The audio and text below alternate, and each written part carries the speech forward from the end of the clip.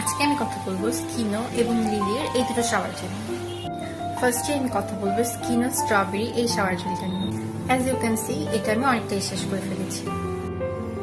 এটার স্মেলটা একদম স্ট্রবেরির মতো।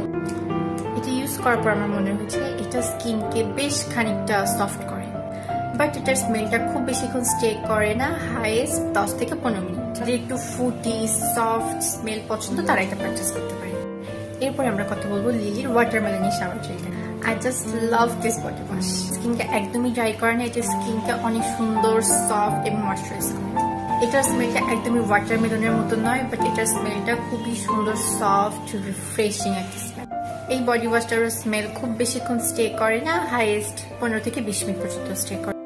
লিলির এই ওয়াটারমেলন বডি ওয়াশটা 250 ml এবং এটার প্রাইস 200 টাকা। স্কিনো স্ট্রবেরি এই বডি ওয়াশটা 220 মিলি এবং এটার প্রাইস 250 টাকা। কম্পারিজন করলে আমার সব থেকে বেশি পছন্দ লিলির ওয়াটারমেলন বডি ওয়াশ।